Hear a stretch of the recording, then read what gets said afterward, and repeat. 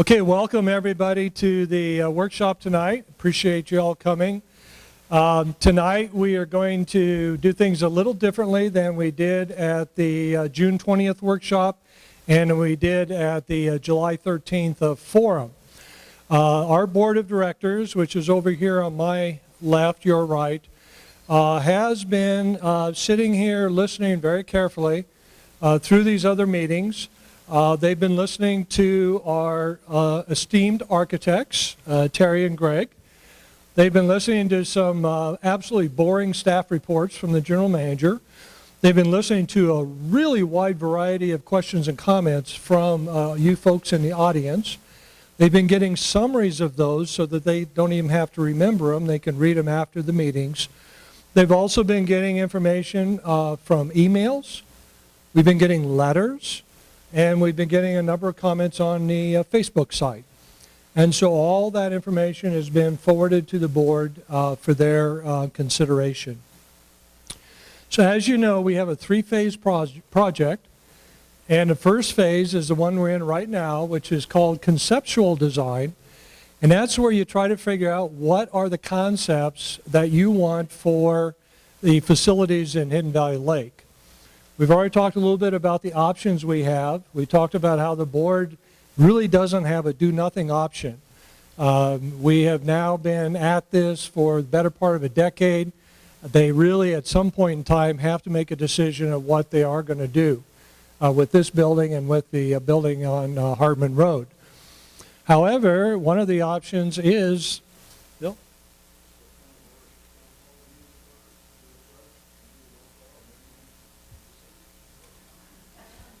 Well, that would be a good idea.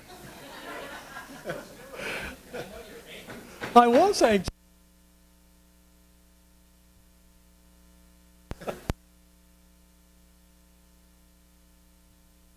Somebody's got control. To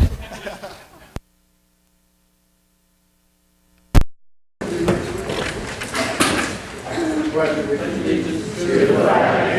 United States of America and to the republic for which it stands, one nation, under God, indivisible, with justice for all.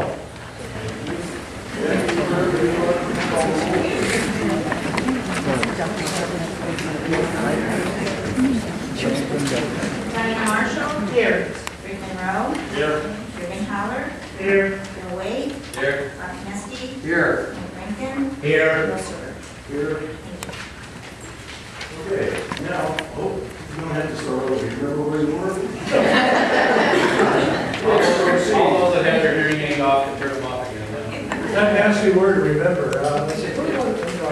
So we actually have gone through a number of steps. We've talked about the option the board has. I talked about the do-nothing option, how that no longer will work. We simply can't continue to ignore the buildings as we have been doing. But we do have the option of continuing to operate the buildings as they are now configured. And that has pluses and minuses, has certain costs associated with it. We also have the option of remodeling. We have the option of replacement. So the board has been trying to examine those options and figure out which makes the most sense going forward. So tonight, what we're trying to do is give the board an opportunity. So the very first thing I get to do is cross off item 1 on the agenda. We will not be doing an overview of the golf and food and beverage operations tonight. In fact, we are at the forum on August the 17th going to be having an update of the business plan for both of those operations. So we'll just incorporate the trend information into the business plan. So really at this point, I want to talk about how we're going to do this meeting. We have an agenda item that I will quickly go through relative to financial feasibility for whatever the board chooses to do. And then Terry and Greg are going to present some additional conceptual designs that are based on the comments we've been receiving at the meetings. We've had a number of members that wanted us to have a broader scope of options available for the board to take a look at. They've been working furiously the last couple of weeks to develop some of those and get some cost numbers related to those. So they're going to present those tonight. Then we will go directly to the board of directors having a discussion about the information that Terry and Greg has given them and the financial information information that I'm going to go through in just a second. And then after the board deliberates, we will have a time for you all to ask questions. We use the same format we did last time. Those of you who got cards, if you don't have cards, if you are listening to Terry and Greg and they're part of the program, and you remember you want to ask a question, write it down. We'll collect the cards. If it's something that I said, so where did you get that number? Write it down and raise your card up, and we'll have people collecting cards throughout the meeting. At the end of the meeting, then we'll go through the cards first, like we did last time, and then we'll get the mics out and start passing the mics around to people who wish to speak. So that's the game plan for tonight. We'll hopefully do it, get you out of here at a decent time. So let's start out with a topic that many of you are interested in.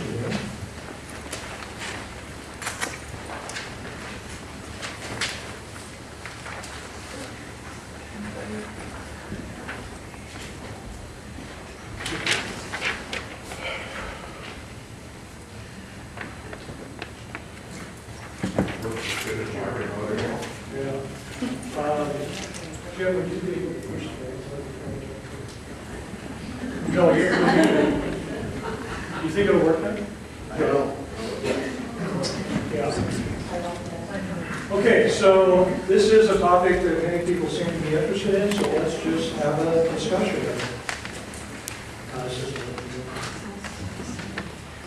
Okay, so firstly, how can the project be financed? First of all, we can use cash. The board created a capital improvements fund in 2012, I believe, to finance the project. And starting going back as much as 5 years after we finished the building of the office building in 2008, the board began accumulating funds because they knew they were going to have to do something. At that time, they didn't know what, but they knew it was going to cost money. So right now, our projection for funds at the end of 2014 is about $4.5 million. At the end of 2015, it's going to be approximately $5.2 million. Okay, now, those funds have to take care of two things. And the thing is that we have to fund the reserve study, which is a 30-year plan with all the major components that need repair or replacement that is owned by the association. And so we have to put funds aside according to our funding plan to make sure we always have adequate resources to take care of our existing assets. So that plan needs about $2.4 million to fund. And $2.8 million then is available for whatever project we decide to do. Special assessment, I did talk about this a little bit last time. I'll just go through it pretty quickly. The board can levy $400,000 total without a vote of the membership, which is $120 per property. And I think that might have gotten out. We've not heard a lot of rumors lately about $8,000 special assessments or $4,000 special assessments and people losing their homes and all that kind of stuff. Because in fact, $120 is the maximum the board can assess for a special assessment. That's not only in our CC&Rs, but that is also in the state statutes, the civil code. I won't take questions now. Majority of members need to approve anything more than $120. Not only is it a majority of the members voting, but you have to have a quorum at least of 50% of the entire membership. So it's a very high standard that we would have to meet to have a special assessment. It would never happen beyond $120 unless.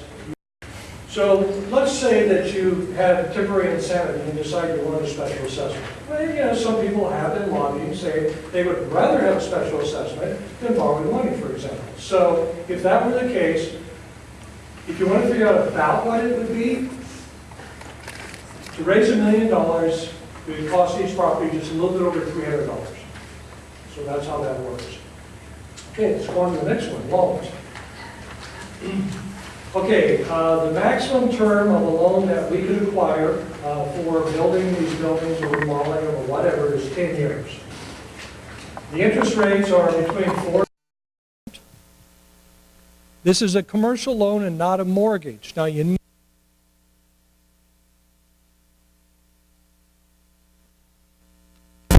because they're thinking somehow we're going to be mortgaging association property to obtain this loan. It's not the case. It's a commercial loan. So what is the collateral? First of all, the collateral is the actual future assessments. And so the bank does a filing on those assessments. That becomes the collateral.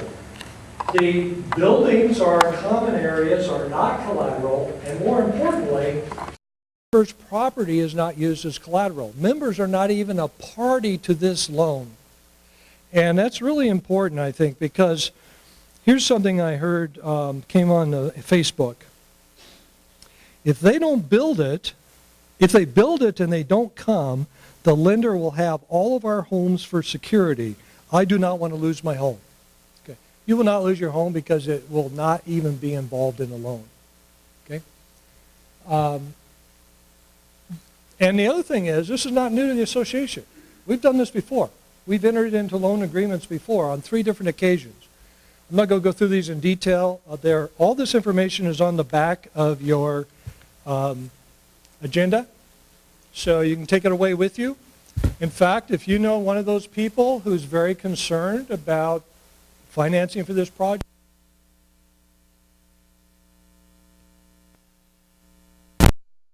ease their mind.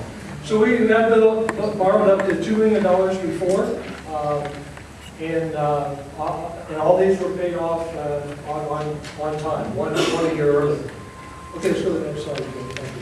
Okay, so now this is a question a lot of people have been asking. They wanted the answer, of course, much sooner than time. But we couldn't do that because guess what?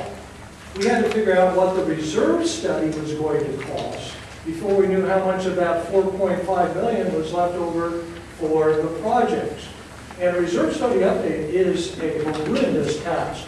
It takes staff a minimum of 200 hours to update the reserve study. And we do it once every 3 years. We're required to by state law. 2013 happens to be the time we update it. We updated it last in 2010. So we just actually, early this week, finished the reserve study to the point where we could determine what was required, and it's that $2.4 million number.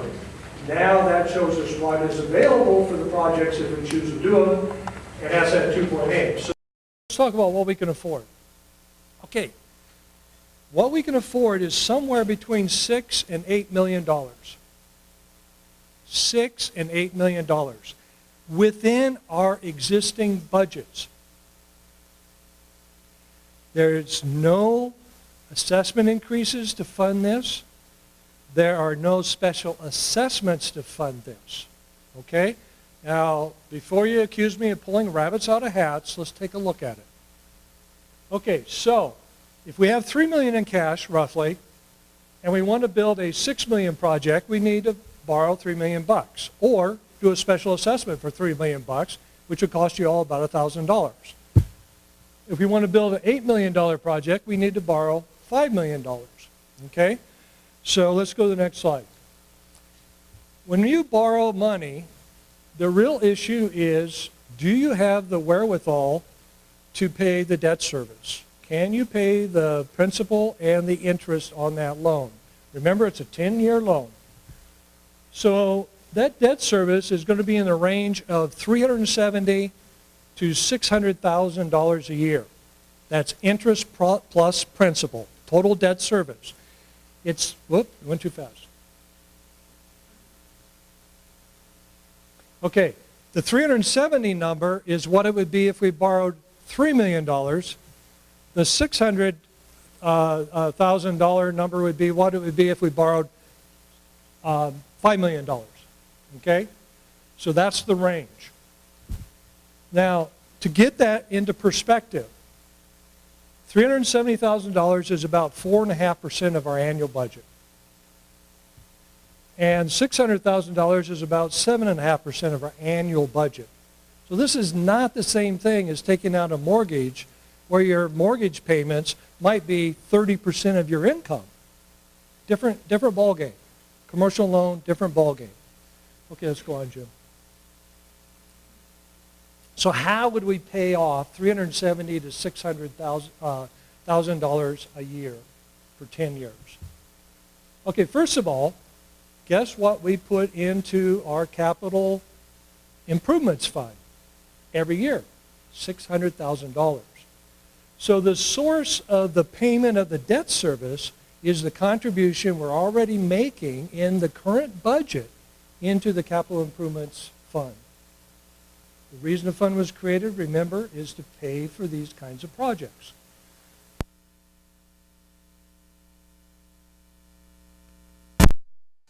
How much do you want left over after you do debt service for other projects? If you borrow $3 million, you can pay the debt service, and you'll still have $230,000 a year to spend on other capital improvements. Now let me point one thing out here. The reserve study and the reserve fund takes care of most of the money that we spend on our assets here. This would only be for new things. Let's say we wanted a new playground. That would come out of that $230,000. Okay? But if we have to replace an existing playground, this money doesn't use for that. The reserve study does. So this is new stuff, new things. You want to build some new trails? This is where you get that money. Okay? So you see the difference there. So if you borrow $3 million, you got $230,000 a year over 10 years to spend on other projects. If you borrow $4 million, you have $100,000 a year. And if you borrow $5 million, you don't have anything but debt service, because $600K is the total amount we're putting into the capital improvements fund. Remember, this is on the back of your agenda. So let's go on. So we've identified what it would cost to borrow money at different levels between $3 and $5 million. We've identified where we could get the money to pay back that debt service over the term of the loan. And it turns out that we have, in fact, been putting that money away for many, many years. This is not a brand new program at all. So let's take a look at our operating fund. First of all, it is very stable. Over the last 5 years, we have a cash balance in our operating fund of around $1.4 million. Cash in the bank. Over and above our expenses. So that is our rainy day fund to deal with our issues in the operating fund. Now remember, if we have a catastrophic loss, our rainy day fund only has to pay for our deductibles on our insurance policy. That's why we have insurance. Okay, over the last 4 years, we have contributed over $1 million a year into the reserve and capital improvement funds. That's where that approximately $5 million came from. And we've done that. This is another thing I want to point out. Our assessment collections are trending up. We are getting a much higher level of assessments. They've come down by about half from where they were a year ago, the delinquencies. And our bad debt allowance is trending down. So there is another place where we have some cushion in the operating fund. Last slide. Now, we've been putting that $1 million away. We've been taking care of all the cost increases we've been getting in utilities. We've been taking care of all the cost increases we've been getting in insurance premiums. And for 6 years, you've only had one assessment increase of 2%. So the board has very prudently been managing the affairs of the association. That's why they've been able to bring cash to the table with these projects. That's why we are able to pay off the debt service for some loan in the range of $3 to $5 million without any change in our budget from what we're already doing. Okay? Now, the other question that comes up is, why borrow and pay all that interest? Let's take a look at that. Let's just use the example of that $3 million loan I was talking about. So if you borrow that, remember the debt service is $370,000 a year, $300,000 is principal, $70,000 is interest. So over 10 years, you're going to pay $700,000 for that money. But the option then is, many of our members have said, well, let's just save the money.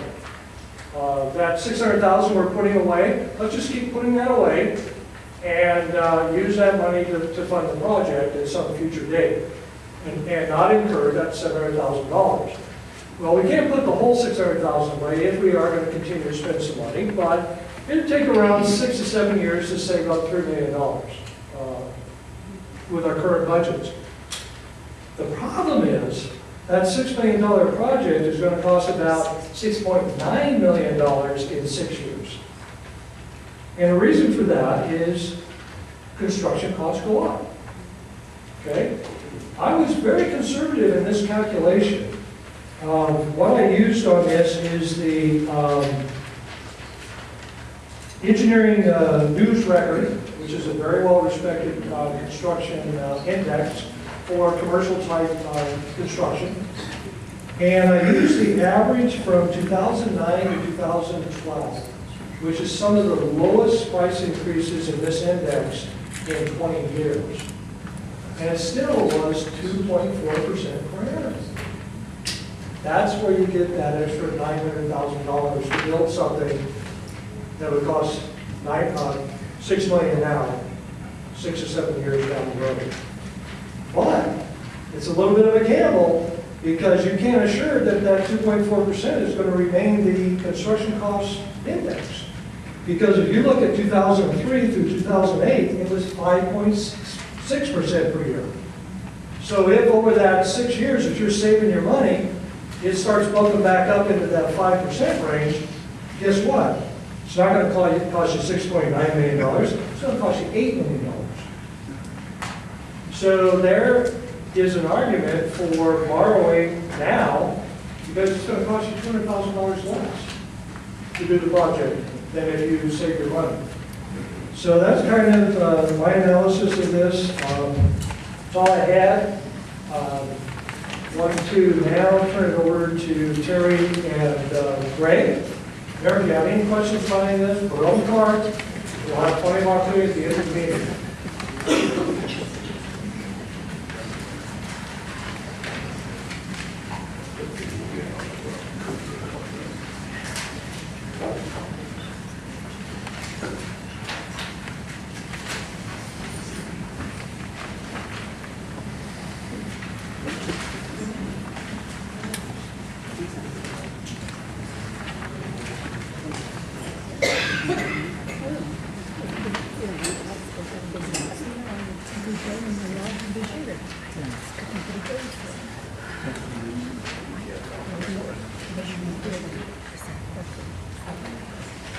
Okay, I'll speak louder tonight. Can everybody hear me? Yeah, okay, great. We just have a few items to show you that have changed since our last meeting. How many were here on the 13th? Good, so you got some background. During that time, through the budget discussions and through your input and through actually Bill and his group's input on at least the community center, we've come up with a phasing plan that works both as part of a costing plan over time, but also allows you to grow into the facility. And as the demand for certain programs here become evident, that could start to suggest when the phases happen for construction. So we're looking at a three-phase plan for the community center.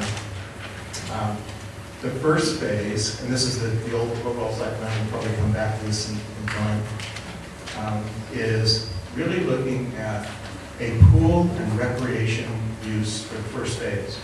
And that would really be limited to the first floor. The second floor would remain unoccupied, and the uses up here would come in future phases. On the first floor, we've changed it a little bit. And this, if you recall, was our original, the current lobby, and was going to be used as a lobby for the ultimate build-out, with reception and administrative offices and storage in this location. Bill and his group came up with an idea of let's maybe expand the snack bar move our reception and administrative offices into a 600 square foot addition and change these into a recreation room and another recreation room. So you've got a bit of a pool entry and a recreation program in this building. And we would, of course, as part of this, redo the restrooms. So we've got new restrooms that meet requirements for code, for the size of the pool, and also for accessibility. On the second phase, we're calling phase 1A, it would be the lower floor would remain the same as phase 1, no changes here. We would come in and do a teen center with a restroom for the teens with access from the upper driveway and possibly a stair connection down the pool. Again, this area would remain unoccupied. We'd still need to put some conditioning in there so that we kind of delayed, or took care of any possibility of dry rot and unuse during that time frame. And the last phase, as the use suggested, the demand suggestion, we could go into doing the ultimate build out, which we basically showed on the 13th in the presentation. The two recreation areas would be revised back to the main entry lobby, reception, the office, storage. The snack bar would remain here, again accessible for lake users and accessible from the pool. On the second floor, we would open up and do the complete remodel and add the elevator. So we'd have accessibility for both floors with an elevator. We'd have accessibility for the banquet. We'd have accessible restrooms. And we complete that, the fitness component and social component of the community center. And you go back to the site plan. What this allowed us also to do was to get parking across the front. Off-hours use of the pool would be through this gate that we suggested last time. During normal operating hours, you come through the lobby here into the pool area. We're still showing the pool, the new location for kiddie pool, the slide pool added, and a jacuzzi, solar heating generation for the pool, relocation of propane, the barbecue area. And we still have an opportunity to get the entry drive through here and drop off, and we think we can get some additional parking. What we've done is, in this layout, is really eliminated the need for parking expansion and redoing the parking lot, which is a considerable savings for the community center. Those are the major changes that we've gone through in the last week and a half.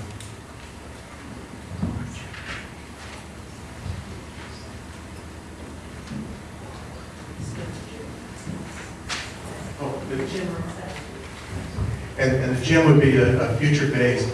It could happen on this side. It could happen if the social component didn't happen here, the banquet facilities didn't happen here. We've got ideas of taking this out and putting the gym in this location, putting the gym further up on the hill. It's something that could happen, hasn't been discounted.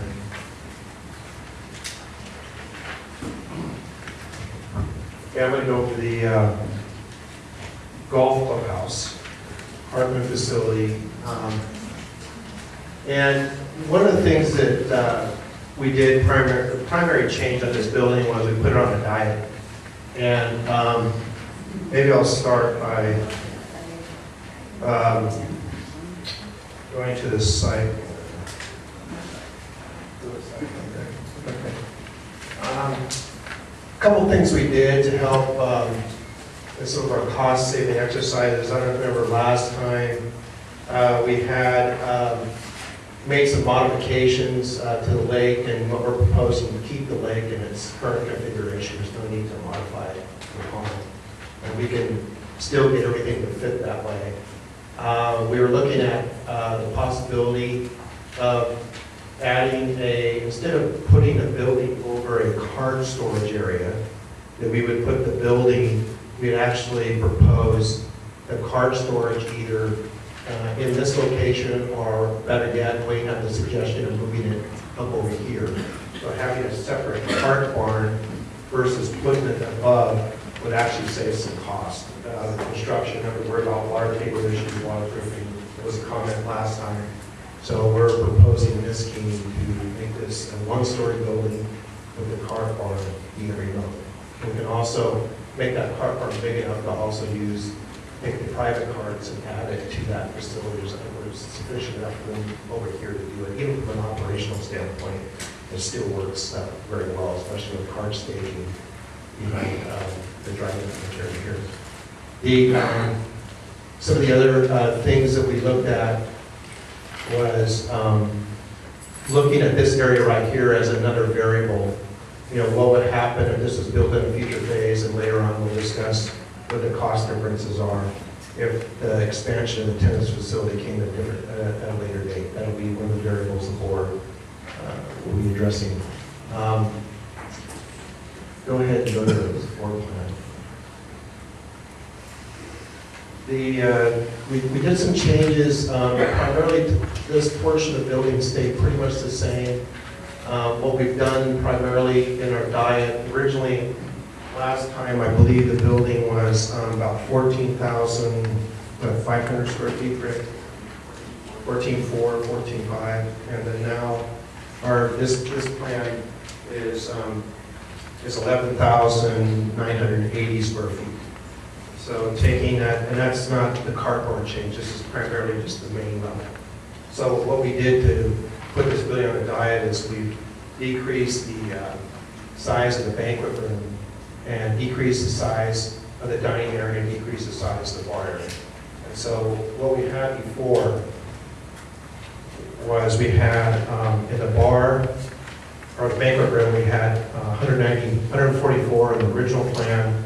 We're showing 64 now, which is, if you look at the statistics that Bill shared with you, I think 2 meetings ago, 64 was a common size. Majority of the banquets needs that you have, that was a good size. But what we would propose is, if you ever wanted to expand that banquet room, we're still proposing a partition right here that expands this banquet room into this dining space.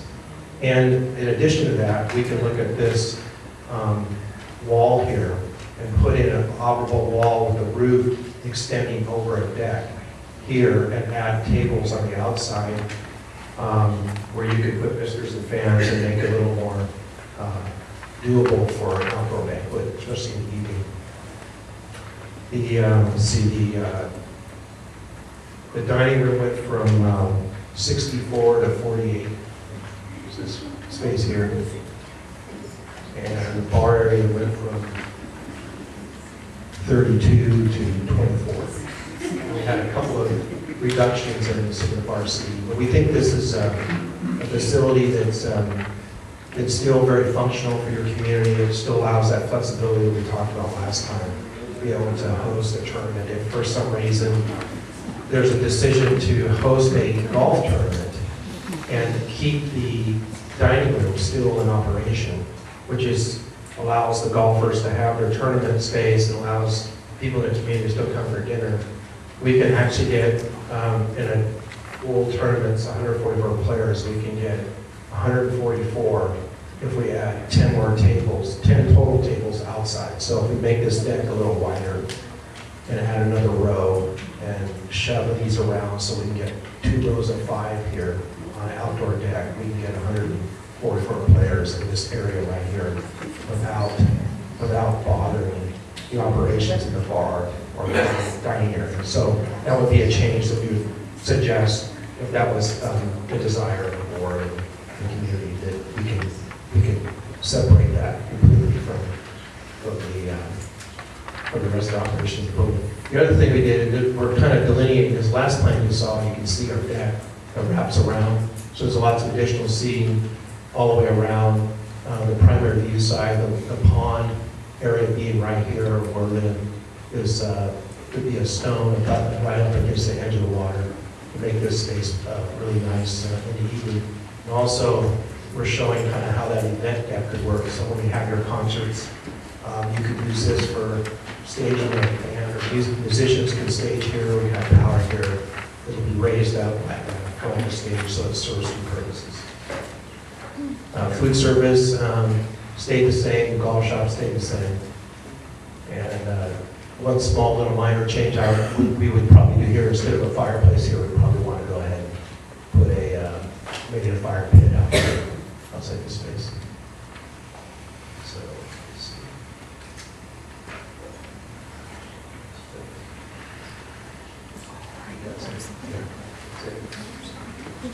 So, Bill, that concludes our changes we made. Do you want to entertain questions at this time, or how do you want to? I'd like to wait to the end. Okay.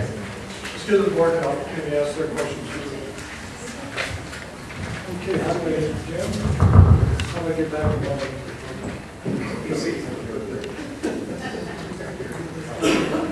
Can I get back to my phone?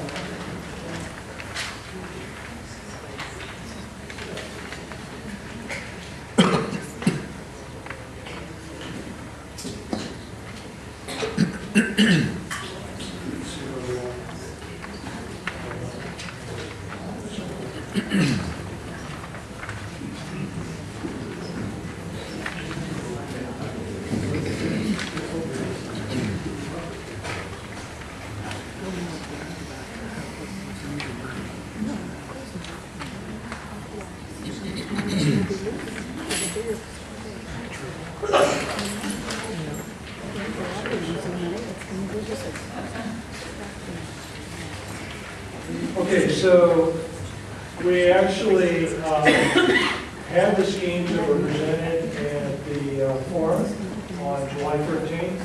We got the cost estimates that morning, but no one had had an opportunity to take a look at them before the meeting. So after the meeting, we took a look at them, and guess what? It was more money than we really wanted to spend. It was more money than we could afford. So that's why we put the building on a diet. That's why we started looking at phasing options. Also, we had a number of members who said, why haven't you considered some other options for the community center and for the apartment facility? And so we wanted to take a look at that. So basically, we right now have two buildings. This one's about 10,000 square feet. The apartment facility is about 8,000 square feet. So we have 18,000 square feet under cover, serving all these particular community needs. So what we're looking at now is how we can make some changes in that and reduce the cost of getting into that ballpark that we're looking at. So first of all, what Terry and Greg are talking about is the original building was 14,300 square feet on the upper level, and then another 6,000 square foot lower level for cart storage at a cost of about $4.8 million. Okay, let's keep going. The site work that went along with that, which is primarily the parking lot and the grading, the access roads, of that $1.8 million, about $1.2 million is parking lots. So gives you an idea that you also have utilities and other such things. So it's 1.8. The revisions to the golf course, because we need to move some things around, was about just under $500,000, and the additional tennis courts were about $280,000. So what we were looking at last time, if you give me the next line, was $7.4 million for hardware. So that's based on that scheme that you looked at on July 13th. Okay. Now, this is what you saw tonight. First of all, the upper level is now just under 12,000 square feet. You still have 6,000 square foot lower level as an option, so that's about $4.4 million. You have the site work at about $1.8 million, hasn't really changed. You have your golf course revisions, that hasn't changed. It's come down a little bit because of the pond. And then you have the additional tennis courts. So now we have a project that looks like $6.9 million. Okay, 7.4 to 6.9. So basically we shrunk it for just about $500,000 right there, just by changing the size of the banquet room and the cafe and the bar. Now, let's go to the next slide.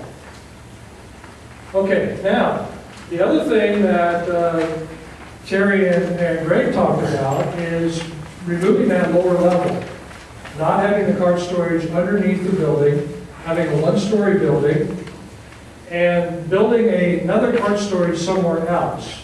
Now, we don't have absolute numbers for that, but this is a pretty good estimate The 780,000 is a very good number for what it would cost to put the cart storage underneath the building.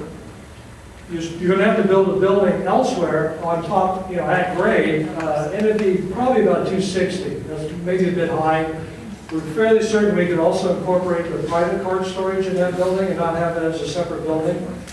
And so that's gonna save you about another $500,000. So now we're looking at about 6.4 versus 7.4 for the Hartman facility. But there are some other things that the board may want to consider. These are things that could either be deducted from the project or they could be put into a future phase, not part of this financial package. The tennis area parking lot, remember that second little parking lot down there by Hartman Road, that could be eliminated.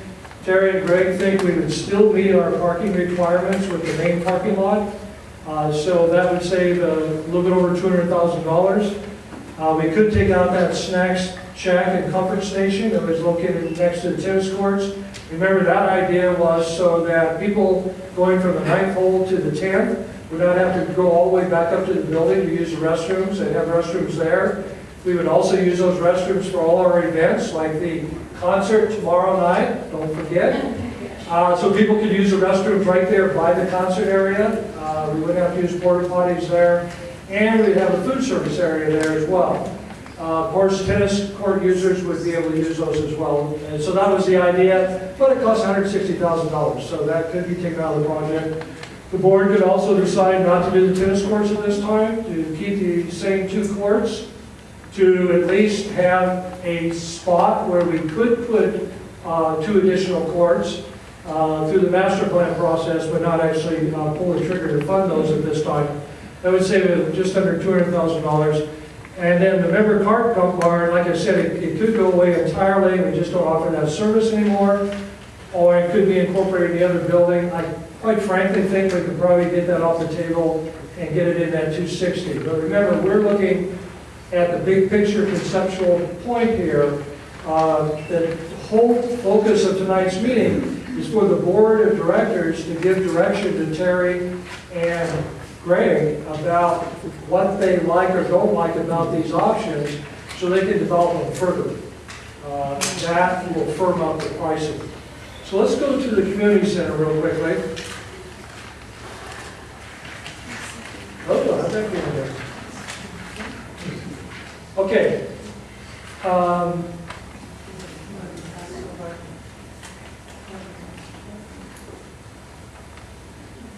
What happened to the community center? It should be at the end. It's not there. It's lost in the... Well, that's too bad because it's quite complex.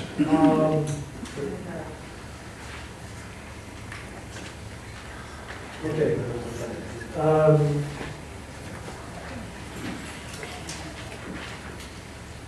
it possible to make some copies?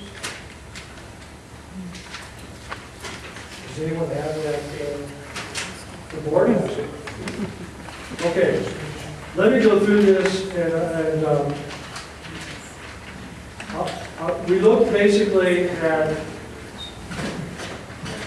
3 remodel options, okay? And we will get this paper to you so you don't have to memorize everything I said. We'll get you something. Okay, basically, the original design, the one that we did on July 13th, was for the entire building, 10,500 square feet, to remodel the entire building. That design came in at about $3,150,000. If you remember right, that design included $1.9 million simply to bring the building up to building codes. So 2/3 of the money was to bring it up to code, 1/3 of the money was to make changes. Also, very many of you said, we really need an elevator here. And the elevator is about $125,000. So we're really looking at something on the order of $3.3 million to make this building work into the future with the existing layout with the modifications that we have. To If you start doing the addition, 3.3 and 7.4, you get a number that's way too big. So we wanted to start looking at what could we do with this building also? Could we put it on a diet? Could we phase it? So in the remodel, the first phase one option, which is basically to remodel the lower floor only, that was done to avoid all those code costs for the upper floor. So the concept was, could you get something right away at a much reduced cost?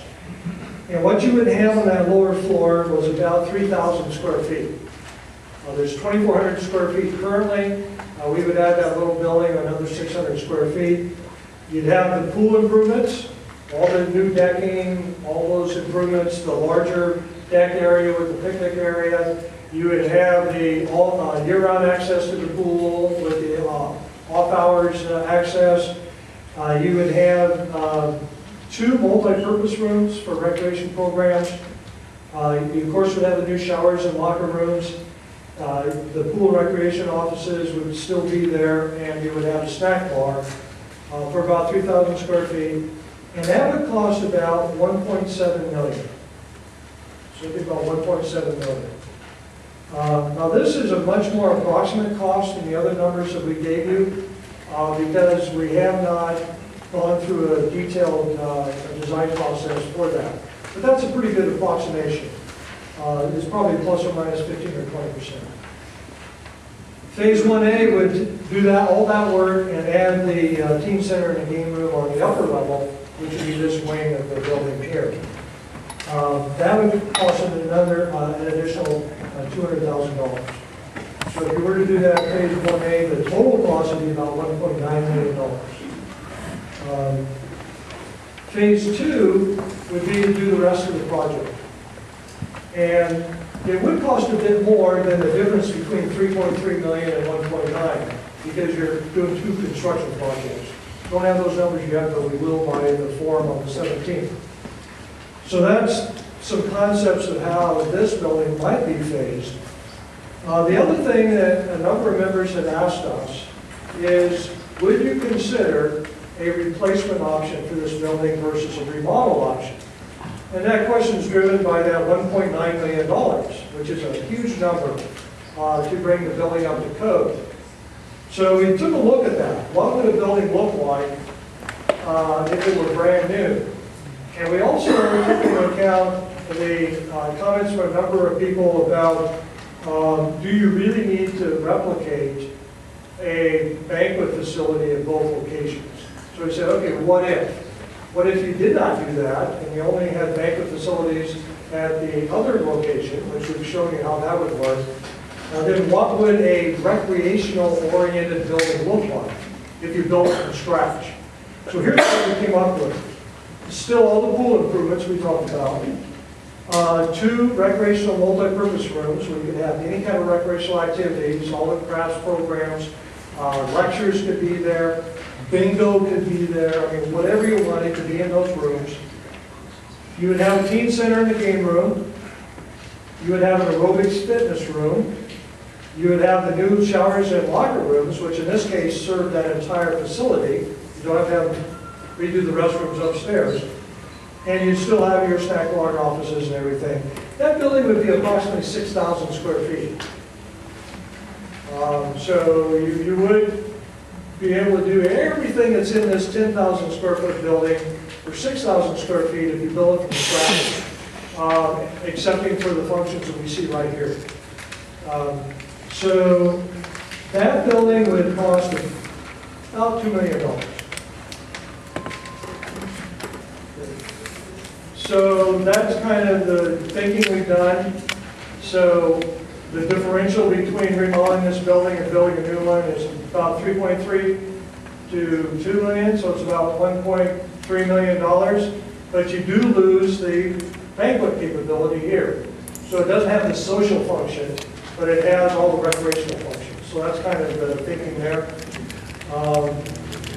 Now we are obtaining some additional information to put some more pieces of the puzzle together before the 17th. Board members, you will have some additional information. One is, today, Ascent Builders, the people who have been doing our cost estimating for us, in conjunction with Terry and Greg, came on the site, went through this building, went through the Hartman building, and what they're going to be doing for us is updating all the cost figures for our reserve study for both of these buildings.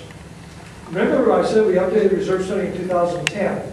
We did not update the numbers for these buildings because at that time, we were looking at replacing them or doing a major remodel on them. So we just froze those numbers. So the numbers are way out of date. They come from way before 2010. So now we're doing our update to 13 and we're updating those numbers. So we will have good numbers of what it's going to cost to take care of the leaky roofs, to take care of some of the ADA issues, et cetera, et cetera, et cetera.